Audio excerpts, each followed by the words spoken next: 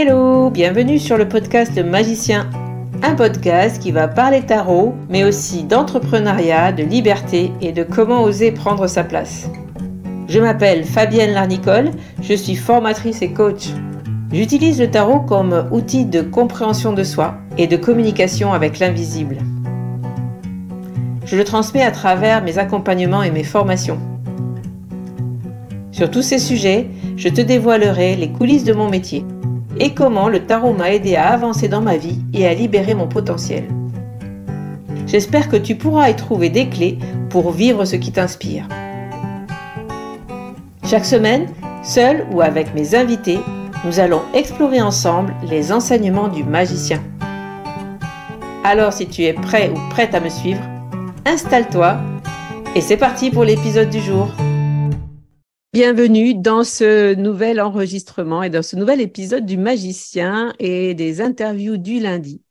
Et aujourd'hui, j'ai le grand plaisir d'accueillir Sophie ou Socha, tarologue sur Instagram. J'ai l'habitude de nommer mes invités maintenant par leur compte Instagram, mais c'est vrai que tu as un prénom et un nom. Je te laisserai te présenter tout à l'heure. J'ai eu envie de t'inviter sur cet épisode, premièrement parce qu'on s'est déjà connus à diverses occasions, notamment sur le Tarot Festival l'année dernière où tu es venu tirer les cartes. Et cette année, on en parlera à la fin de l'épisode, mais tu renouvelles l'expérience dans un autre poste, mais plutôt là de formation.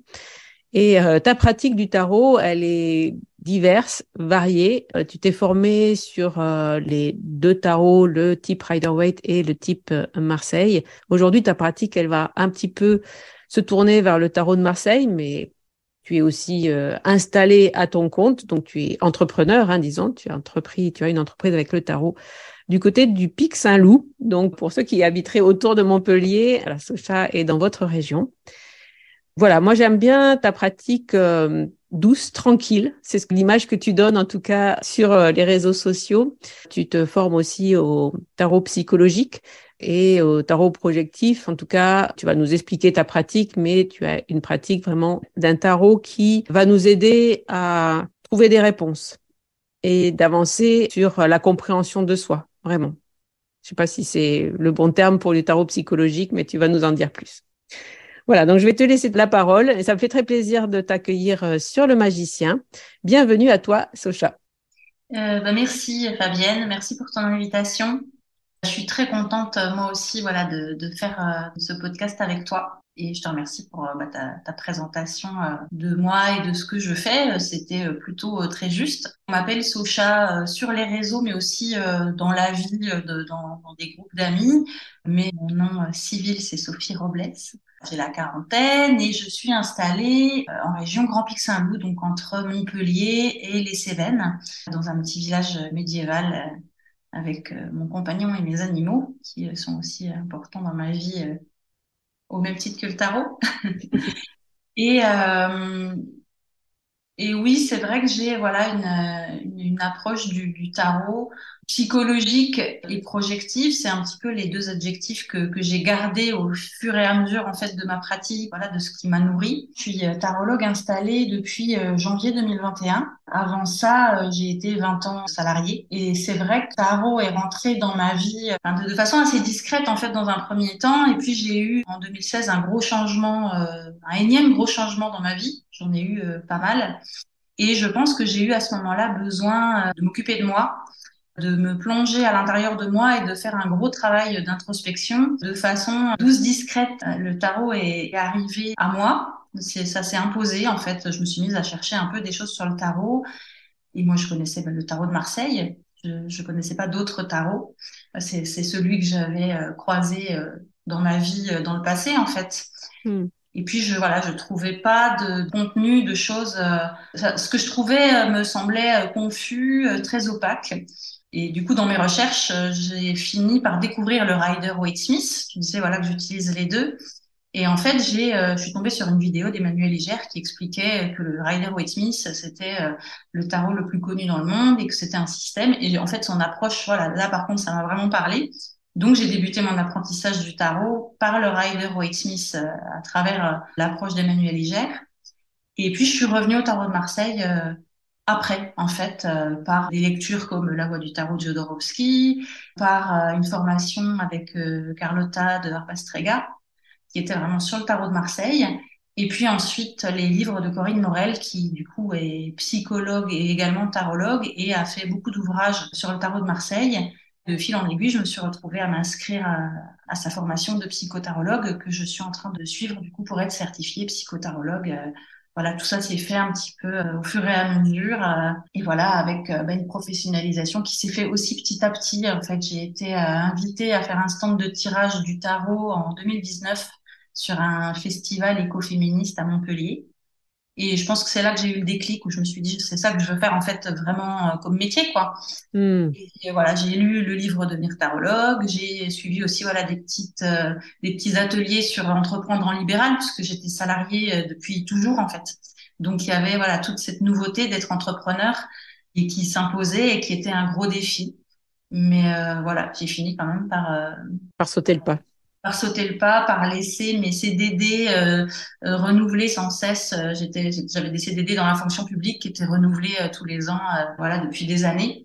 Et voilà, et j'ai fini par en 2001, en 2021, ça a été l'année charnière où j'ai vraiment lâché pour me consacrer que au tarot. Super. Un parcours tout Voilà. en aisance, mais qui n'a pas dû être si facile que ça. Mais effectivement, ce que tu disais très justement sur le fait que tu as dû passer par le Rider-Waite pour comprendre le tarot et revenir après au Marseille, je rencontre moi dans ma formation beaucoup de personnes qui font ce parcours-là, parce qu'il y a quand même en France un vrai amour du tarot de Marseille, disons. Il y a vraiment quelque chose de très particulier en France avec ce tarot-là.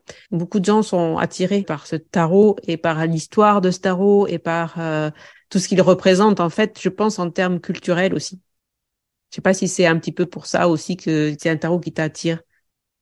Oui, je pense que ça joue beaucoup. Il y a voilà toute une histoire, un bagage en fait culturel. Enfin, pour moi, le tarot de Marseille, enfin en tout cas celui qu'on appelle le tarot de Marseille, les tarots anciens, les tarots historiques, ont cette espèce d'empreinte d'être en parallèle de l'histoire de l'humanité.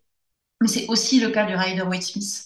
En fait, il y a des personnes qui vont être tout l'un ou tout l'autre. Il y a des personnes qui n'aiment pas le tarot de Marseille parce que les représentations médiévales les rebutent et puis aiment le côté très intuitif du Rider-Waite-Smith où tout est illustré de scénettes. Et c'est vrai que du coup, pour avoir des intuitions, des choses comme ça spontanées, c'est un excellent outil. Moi, j'aime les deux parce qu'en fait, pour moi, ils s'utilisent pas forcément de la même manière. En tout cas, moi, je les utilise pas de la même manière. Je fais pas les mêmes tirages avec un tarot de Marseille, avec un Rider-Waite-Smith. Mm. Ça dépend voilà de la thématique, ça dépend de la personne aussi. Le tarot de Marseille, pour moi, oui, a cette espèce d'aura. Mais je pourrais pas choisir en fait, tu vois. En disant ça, je me rends compte que j'aime aussi énormément la Rider-Waite-Smith. Pour moi, le travail d'illustration qu'a fait Pamela Coleman-Smith, qu'on oublie souvent, cette femme qui a illustré le Rider, et qui en fait a créé quasiment de toutes pièces. Emmanuel en avait parlé, hein. Dans son épisode, ouais. Mm. Et j'adore aussi, je trouve que c'est... Et puis en fait, c'est le Rider-Waite-Smith qui fait qu'aujourd'hui, il y a plein de tarots contemporains qui sortent, il y a plein d'artistes qui peuvent s'accaparer ce système-là et qu'on peut trouver pour toutes les sensibilités de tarot. C'est vrai que le tarot de Marseille va rester dans des canons où c'est moins facile peut-être d'en sortir. Et le Rider, voilà, a cette force-là. Oui, de pouvoir être ouvert au monde contemporain. Et puis de pas rebuter. Moi, la première, je voulais apprendre le tarot de Marseille, et puis au début, ça me semblait vraiment trop complexe. Et le Rider-Waite-Smith a voilà cette capacité de démystifier un peu tout ça, de rendre Mm. accessible. Et puis quand on a un petit peu pratiqué, je trouve que du coup, on peut plus facilement peut-être revenir au tarot de Marseille en étant moins intimidé et en ayant moins l'impression que qu'on va pas y arriver, que c'est trop compliqué. Super. Comment on peut résumer ta pratique aujourd'hui? Qu'est-ce que tu proposes? Vers quoi tu t'es tourné justement? Parce qu'il y a plusieurs pratiques hein, dans l'entreprise du tarot. Moi, par exemple, je fais pratiquement que de la formation et maintenant, je suis en train de me tourner sur de l'événementiel. Qu'est-ce que tu aimes dans ta pratique d'entrepreneuse? Mais je propose du coup des consultations, des séances tarot, des consultations individuelles, des petits ateliers en petits groupes ou des cours particuliers un petit peu à la carte. Et puis, je fais un peu aussi d'événementiel. J'aime bien, moi, être aussi sur des événements, ou même en entreprise. Là, je vais en faire un à la fin du mois où une entreprise fait une soirée bien-être au travail et ils ont eu envie voilà, de faire venir quelqu'un pour faire tirer les cartes aux gens. Quand j'étais plus jeune, j'aurais aimé être prof. Le tarot, au-delà de l'utiliser en consultation, j'aime beaucoup le décrypter, l'analyser, comprendre tout ce qu'on peut faire avec. Et j'aime transmettre ça parce que ça me passionne et j'adore ça. Du coup, voilà, le fait de transmettre à des personnes qui ont envie de se nourrir de ça, c'est quelque chose qui me plaît beaucoup et que j'ai envie de développer.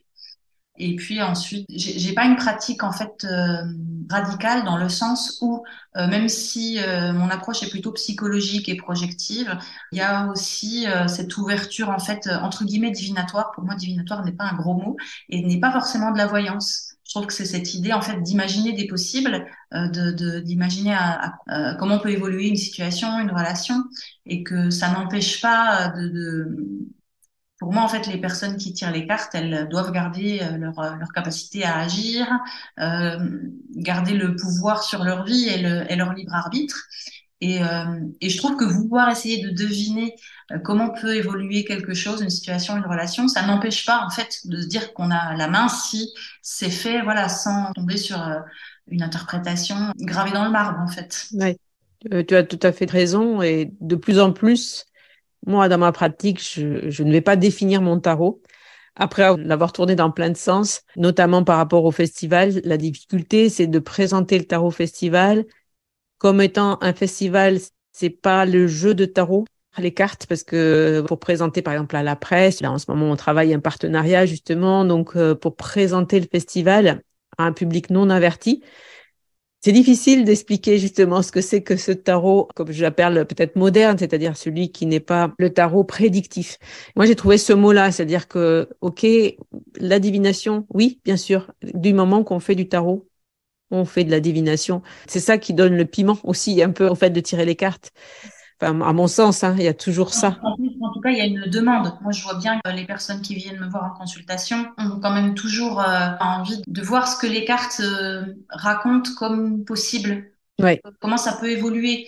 Donc, je pense que en fait, on peut le faire très bien si c'est voilà entouré d'autres éléments qui permettent aussi à la personne de mettre toutes les chances de son côté pour que l'évolution aille dans le sens qu'elle voudrait. Mmh, tout à fait. Et moi, c'est vraiment, je dis, tant qu'on ne fait pas de prédiction, c'est-à-dire une prédiction enfermante, c'est-à-dire prédire, c'est-à-dire il va t'arriver ça. Dès qu'on y met le conditionnel, c'est plus une prédiction, c'est une possibilité. Et donc, c'est vrai que rien qu'en utilisant le conditionnel, quand on propose quelque chose, on se met à l'abri justement de quelque chose qui pourrait être un peu enfermant pour le consultant, parce que ça va vite hein, de pouvoir dire... Enfin, quand on tire les cartes, c'est vrai qu'on a vite tendance à se dire waouh, c'est ça, c'est ça. Enfin voilà, c'est vrai qu'on pourrait se laisser happer et entraîner à faire des prédictions. Je sais pas ce que tu en penses. Oui, je suis d'accord. Après, des fois, c'est aussi ce que les personnes aimeraient. Moi, je me dis qu'il y a des collègues qui font de la pure voyance très bien. Les personnes qui vont préférer en fait se laisser porter par une prédiction vont aller vers ces personnes-là. Moi, c'est vrai que je crois beaucoup à cette dimension psychologique d'archétypes du tarot qui viennent faire travailler l'inconscient, véhiculer quelque chose. Que le tarot, c'est un langage qui nous parle, qui parle à notre inconscient et qui nous permet de prendre conscience de choses qu'on a en nous, d'analyser ce qui se passe en nous, notre personnalité, nos comportements, de cartographier un peu notre âme. Et moi, je me sens plus à l'aise en tout cas de te proposer ça parce que je pense que c'est comme ça que je l'ai utilisé pour moi aussi. En fait, c'est ce qui m'a apporté à moi. Mm. Dans ce que je transmets aussi en consultation, c'est ce que ça m'a apporté. Et je trouve que l'intérêt, c'est que ça fait garder le pouvoir. C'est, en tout cas pour moi, plus fluide de pas être dans quelque chose de trop radical parce que ça dépend aussi tellement de l'attente de la personne. Voilà, c'est toujours un petit peu flou. En tout cas pour moi, d'être tout l'un ou tout l'autre. Tout à fait. C'est pas évident à expliquer et on est un peu toujours dans le flou, effectivement.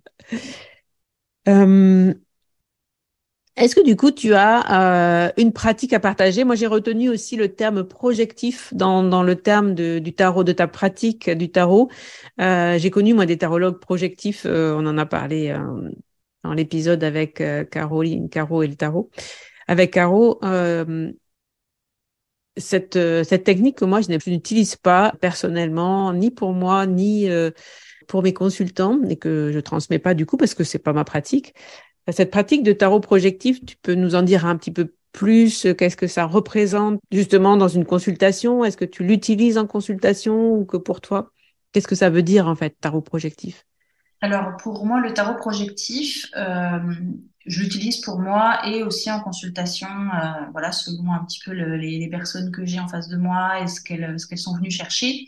Il y a le pur tarot projectif, pour moi, c'est avec un tarot contemporain très illustré dans lequel on peut se plonger à travers une description de ce qu'on voit, de tous les détails de la carte et à quel endroit on se verrait dans cette carte, quel personnage on serait et du coup, comment on raconte ce qui se passe. Euh, Mhm. et je trouve que ça permet à la personne de trouver ses propres réponses presque toute seule. Après, c'est un exercice qui, pour certaines personnes, est très facile et pour d'autres, est très difficile. C'est pour ça que je le propose pas toujours. Après, pour moi, il y a toujours une dimension projective de toute façon, dans le sens où, même sur un tarot de Marseille, en fait, c'est des personnages, c'est des entités, des concepts qui viennent parler à qui on est personnellement et c'est pour ça qu'il y a des cartes qu'on adore, des cartes qu'on n'aime pas. Et ça, c'est déjà de la projection, en fait. Pas aimer une carte parce qu'elle nous rappelle quelqu'un. Je sais pas, moi pendant longtemps, j'aimais pas l'empereur parce que pour moi, c'était une figure d'autorité. Et c'était quelque chose, voilà, qui me mettait mal à l'aise. Voilà, je pense qu'il y a toujours quelque chose du domaine de la projection.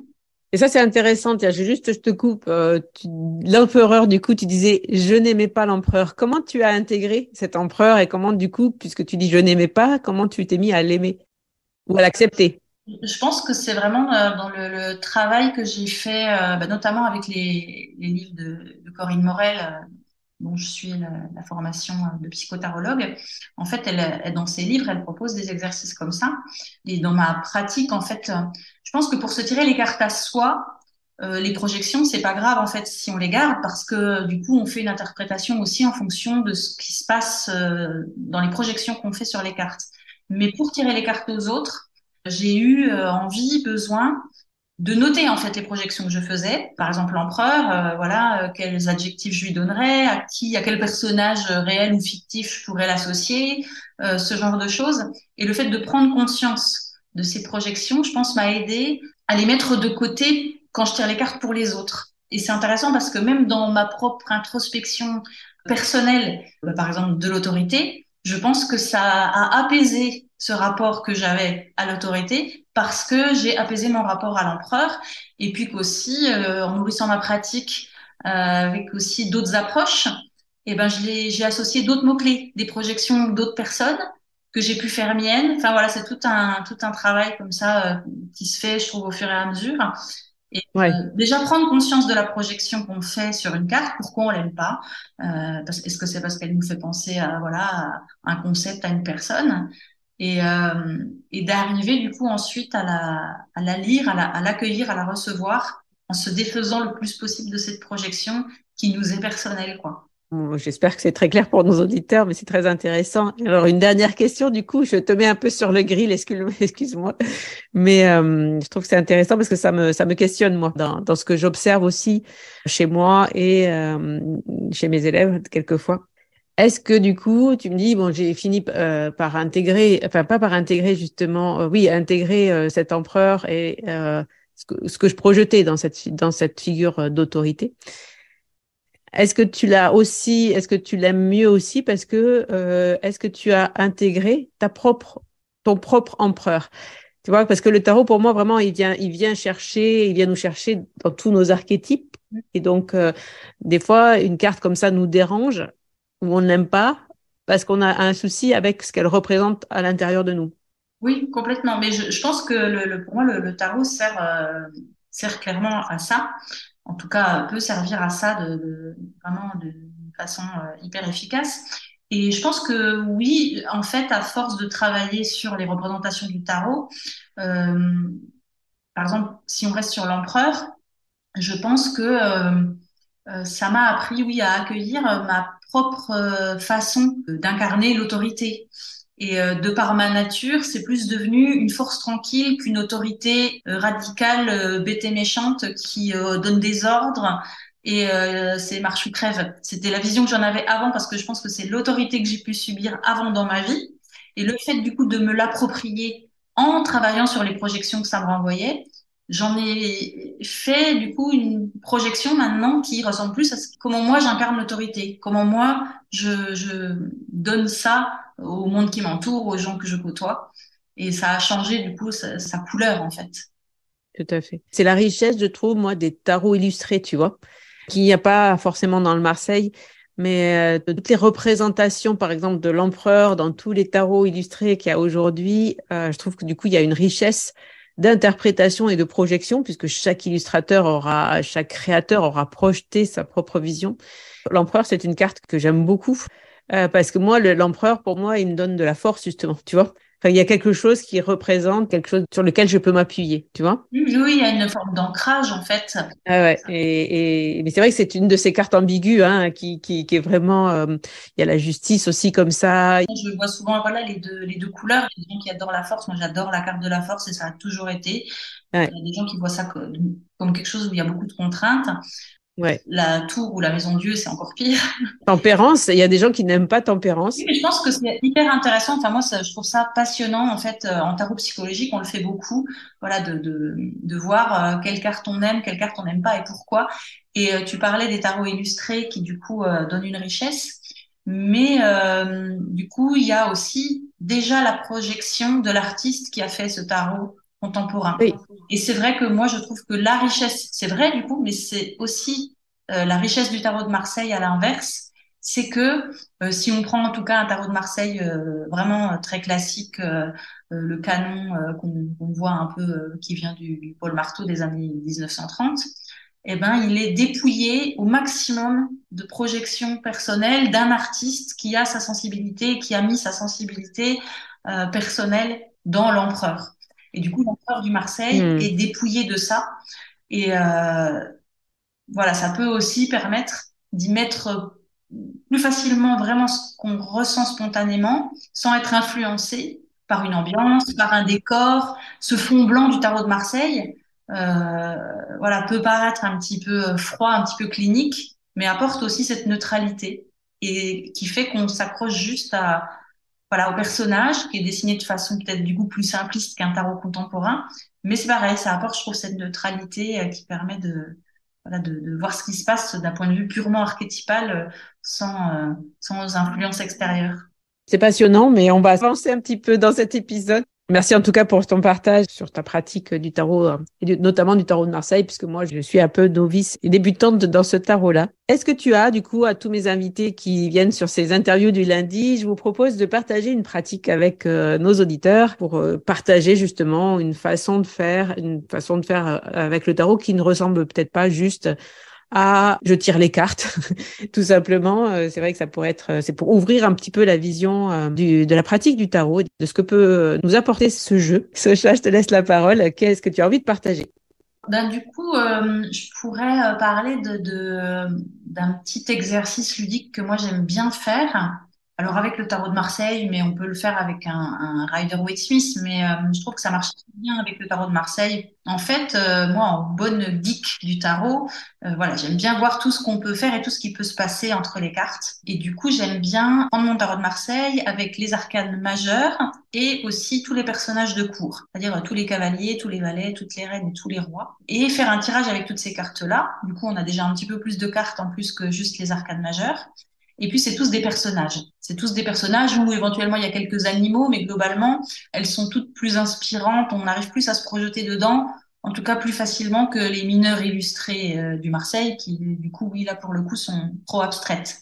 Et tous ces personnages, du coup, quand on tire deux cartes et qu'on les pose côte à côte, on a deux personnages posés, voilà, l'une à côté de l'autre. Et l'idée, c'est d'essayer de les faire dialoguer, d'observer déjà leur position, puisque dans le tarot de Marseille, il y a des personnages, il n'y en a pas beaucoup, mais il y en a quelques-uns qui sont face à nous, puis il y en a beaucoup qui regardent soit à gauche, soit à droite, ou qui se dirigent vers la gauche, ou qui se dirigent vers la droite. Et du coup, dans ce tirage à deux cartes, on peut se retrouver avec deux personnages qui se rejoignent, ou deux personnages qui se tournent le dos, deux personnages qui se regardent, qui se tendent un attribut, un objet. Et du coup, l'idée, c'est d'essayer spontanément, voilà, avec nos propres projections aussi. Donc, c'est intéressant aussi sur ce qui sort de notre bouche. Qu'est-ce que ces deux personnages peuvent se raconter? Qu'est-ce qu'ils peuvent s'apporter? Et voilà, imaginer leur discussion, ce qu'ils se diraient, ce qu'ils penseraient l'un de l'autre. Voilà, je trouve que c'est à la fois ludique et que ça crée en plus un lien. Moi, je trouve qu'en faisant ça, ça enrichit vraiment le vocabulaire qu'on a. Pour moi, le tarot, c'est un langage. Et plus on pratique, plus on enrichit le vocabulaire de ce langage. Et du coup, faire dialoguer des personnages. Le lien qu'on fait entre ces deux personnages, c'est aussi un lien qu'on crée avec eux, et comme si c'était un peu des amis, des gens qu'on apprend à connaître à travers leurs rencontres. C'est un petit exercice ludique que je trouve intéressant de faire pour se familiariser avec le tarot de Marseille, avec les personnages du tarot de Marseille, et s'approprier son jeu de façon personnelle. Super. C'est intéressant parce qu'en plus, c'est vrai que, comme tu l'as très bien dit, cette histoire de tarot langage, c'est-à-dire d'avoir des mots quand on interprète, de trouver effectivement cette richesse du vocabulaire que l'on va employer quand on va parler des cartes, est souvent un petit peu dit compliqué quand on parle des cartes de cours. Enfin, moi, je trouve que dans l'apprentissage, c'est souvent là que les personnes qui veulent apprendre le tarot rencontrent une difficulté. Et dans ton exercice, justement, ça permet à ceux qui veulent rentrer dans le tarot par une autre porte que simplement l'apprentissage, disons, on va dire bête et méchant, parce que celui-là, il ne fonctionne pas. Enfin, apprendre des mots-clés, apprendre par cœur un livre, ça ne marche pas. Enfin, c'est pas ça, apprendre le tarot, même si on aimerait que ça soit comme ça, apprendre et puis après on sait. C'est un premier exercice, je trouve hyper intéressant parce que ça doit aider à libérer les premières interprétations après, tu vois, aussi. D'avoir des mots, de faire raconter des histoires, parce qu'en fait, finalement, interpréter un tirage, c'est raconter une histoire. Oui, ben, en plus, on a voilà, des personnages, donc c'est vraiment comme une histoire qui se déroule. Et puis, les livres pour apprendre le tarot peuvent être bien pour démarrer, mais je trouve que pour arriver du coup à pas rester trop collé à ça, et ben voilà, essayer de faire raconter des choses aux personnages, de les faire se rencontrer, de voir lesquels s'aiment bien, lesquels s'aiment pas, et puis lesquels se ressemblent. Tu disais voilà que souvent en formation, les personnages de cours sont compliqués. Mais en fait, on peut faire des associations. Par exemple, pour moi, en tout cas dans le tarot de Marseille et dans le Rider aussi d'ailleurs, la reine de bâton, elle est proche de l'impératrice. La reine de coupe sera peut-être plus proche de la papesse. La reine de d'épée aussi. Enfin, toi, je trouve que, en fait, je trouve que de les appréhender tous comme des personnages, en tout cas dans le tarot de Marseille, je trouve que voilà, entre eux, ils se racontent, moi je trouve en tout cas qu'ils se racontent plein de choses. En tout cas, ça nourrit aussi l'intuition, l'imagination personnelle. Enfin, en tout cas, ça permet de s'entraîner, voilà, à laisser s'exprimer notre intuition, notre imagination. Et c'est une façon du coup plutôt sympa, je trouve, pas trop scolaire Tout à fait. d'apprendre. Ça enrichit les tirages ensuite, le fait voilà, de les connaître comme ça, ces personnages. Ben, dans un tirage, quand ils reviennent, en tout cas si c'est un tirage pour soi, voilà, ça vient raconter aussi tout ce qu'on a pu imaginer comme dialogue avant en Avant. s'entraînant. Ben, je te remercie. C'est un exercice que je vais noter, que je reprendrai peut-être pour moi aussi dans mes partages, que je tenterai pour moi-même aussi. Je trouve que c'est intéressant. Merci beaucoup pour ce partage, Socha. On va se diriger tout doucement et aussi rapidement vers la fin de cet épisode. Merci beaucoup pour ton partage, d'avoir accepté mon invitation. Très heureuse d'avoir discuté avec toi. On peut te retrouver du côté de Montpellier. Donc, si vous êtes sur Montpellier, que vous avez envie de faire un atelier en présentiel, un cours particulier, une consultation tarot avec Socha, ou que vous avez envie de la faire venir pour un événement, donc pour tirer les cartes. Donc, tu fais aussi de l'événementiel du côté de Montpellier. Allez-y, les yeux fermés. Et puis, on va te retrouver au Tarot Festival cette année aussi. Tu reviens, je l'ai dit un petit peu en début de cet épisode, pour partager justement un stage de 2 jours sur le Tarot de Marseille. Est-ce que tu veux nous en dire un petit peu plus sur ce stage, donc 2 jours de formation sur le Tarot de Marseille? Eh ben oui, du coup, ouais, je serai de nouveau présente au Tarot Festival en septembre prochain. Je suis super contente que tu m'aies renouvelé ta confiance suite à ma venue l'année dernière où j'ai tenu un stand de tirage. Et là, je suis en train donc de préparer un stage de 2 jours sur le Tarot de Marseille avec l'envie d'appréhender le Tarot de Marseille dans son entièreté et justement pas de le cantonner comme c'est trop souvent le cas que aux arcanes majeures, hein, même s'il y a des super tirages à faire avec les arcanes majeures. Donc, c'est un stage où la première journée sera essentiellement tournée sur les arcanes majeures du tarot de Marseille avec la traversée en fait de ce que j'appelle le chemin du mât dans tous ces arcades majeures et de la pratique de tirage qui marche bien selon moi avec les arcades majeures du tarot de Marseille. Et puis sur la deuxième journée, on va ouvrir aux arcades mineures, aux personnages de cour qui, pour moi, justement, sont peut-être même encore plus faciles à appréhender que les mineurs numérotés. Et pareil, voilà, arriver à intégrer en fait ces mineurs, ces personnages de cour dans des tirages où on va mettre aussi les mineurs soit en même temps, soit séparément. Enfin voilà, il y aura un mélange de théorie et de pratique pour pouvoir en 2 jours avoir une vision d'ensemble du tarot de Marseille, d'essayer de démystifier tout ça, de le dépoussiérer aussi. Voilà, pour moi, c'est vraiment un outil qui a pouvoir, une puissance énorme. Et voilà, je suis hyper contente du coup de pouvoir proposer ce stage Tarot de Marseille pour donner un temps pour se pencher sur tout ça. Avec ceux qui voudront bien te suivre, qui voudront bien nous suivre. Ça sera ces stages un petit peu longs, j'en parlerai. J'en parle de toute façon parce qu'à l'heure où sortira cet épisode, les inscriptions auront débuté. Donc, vous pourrez toujours vous inscrire et je pense qu'en barre de cet épisode, il y aura un lien pour aller effectivement rejoindre ce stage-là ou prendre une entrée pour le Tarot Festival qui se tiendra le 16 et 17 septembre à Lectoure dans le département du Gers. Et le stage se tiendra le jeudi et vendredi. Donc, c'est un stage qui se tiendra juste avant le festival, comme tous les stages que je propose cette année, pour pouvoir justement profiter de 2 jours de stage et après profiter de 2 jours sur le festival sans rien louper en fait. Voilà, les personnes qui veulent s'inscrire au stage, vous pouvez passer 2 jours sur le stage et 2 jours ensuite après sur le festival avec les conférences, le marché, etc., etc. Donc voilà, si ça vous branche de rencontrer Socha au festival, eh bien tout sera dans le lien qui sera dans la barre d'infos. Je mettrai aussi ton site, bien sûr, ton site internet. Ben, en tout cas, mon Instagram, parce que c'est sur Instagram que je suis, je pense, le plus présente. Et après, sur Instagram, il y a un lien vers mes prestations. D'accord. Ok, je mettrai le lien de ton Instagram en barre de cet épisode si vous voulez en savoir plus sur Socha. Je te remercie beaucoup et je vais te laisser juste le mot de la fin si tu as une petite chose à rajouter ou simplement on se quitte. Je sais pas. Merci Fabienne encore une fois pour cette interview, ce podcast. C'était une première pour moi, donc c'était aussi une belle expérience. Et pour ta confiance, pour toutes ces choses que tu mets en route, que ce soit le podcast, que ce soit Explore la semaine dernière et le Tarot Festival.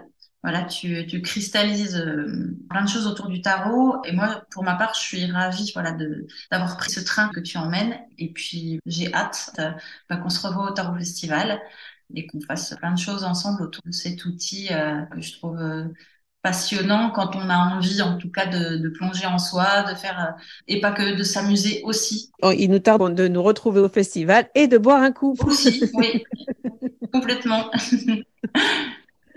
Merci Socha. Merci Fabienne. Je te souhaite une belle soirée à vous tous. Merci d'avoir écouté cet épisode et puis on se retrouve très très vite sur le podcast. Voilà la fin de cet épisode. Merci de l'avoir écouté.